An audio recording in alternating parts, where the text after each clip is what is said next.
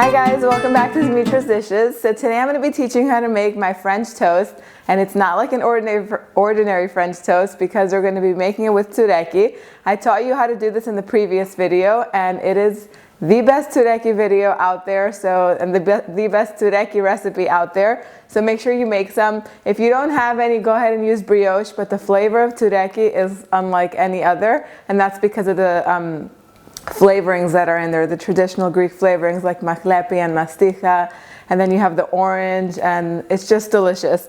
Anyway, so let's go over the ingredients and then we're going to get started. I'm using a very basic recipe, but you can dress it up with orange zest or citrus zest or pumpkin spice or really whatever you want.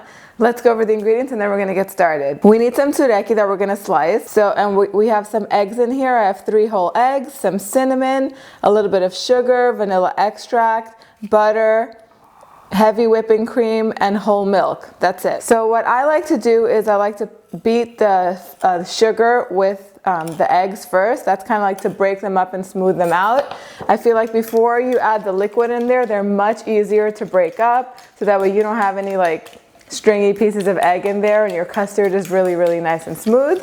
So we're just going to do that, mix it all up. So our eggs and sugar are nicely incorporated. Now basically we're just going to add all the rest of the ingredients to it. So I like to add a generous dash of cinnamon. We're going to add vanilla extract, pure vanilla extract, 1 or 2 teaspoons. The milk and the heavy whipping cream for richness. And we're just going to mix it all up until it's smooth. Slice our tsoureki, and then we're ready to go. See how it's nice and smooth? Beating those eggs and sugar first really make all the difference.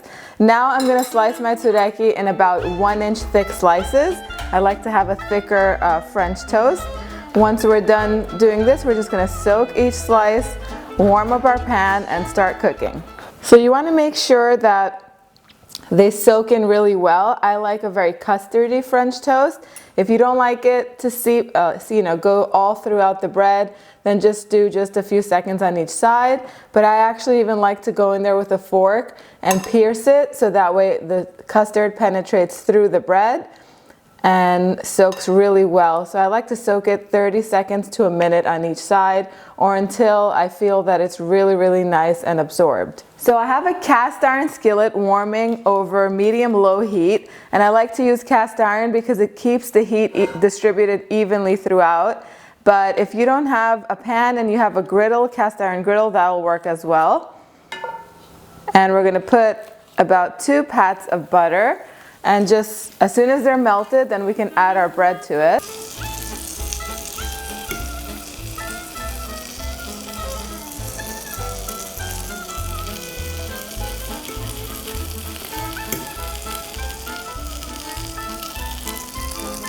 And we're going to cook the tsoureki about 2 to 3 minutes on each side, or until it's really nice and golden. Then we're going to flip it and cook it until the other side is just as golden. Okay, so it took about 3 to 4 minutes on each side for them to be completely cooked. And sometimes if the pan starts to get really hot, you're going to want to reduce the temperature, just so that way they stay really nice and golden and they don't get dark brown, because French toast should just be really perfectly cooked. Now, in between cooking, I did put some more melted butter in the pan, so that way each one can get really nice and buttery and toasted. So Layla smelled the French toast and came to join us. Layla, say hi. Hi. And I'm going to show you how delicious it is. Now the best way to serve this is either with some Greek honey, you can top it with walnuts for crunch, some berries, whipped cream, or some plain old really good quality maple syrup like we have over here. Drizzle it on top. And what I also really like to do is to sprinkle some more cinnamon over this, just because cinnamon makes everything better. You get that little hit of spice.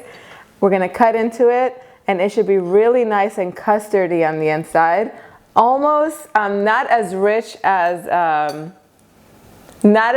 bread pudding, but just almost there. And honestly, I feel like this is even better than bread pudding if you ask me. Layla, you want to try it? Yeah. What do you think? Is it yummy? Yeah. Okay, so it's baby approved. I'm gonna bite into this. You guys go ahead, go over to the website, www.dimitrasdishes.com. Get the recipe. The exact measurements will be in there as always. The link is always in the description box down below. Let me know what you think in the comments section, and I will see you guys next time. Bye, everyone. Let's say bye. Bye.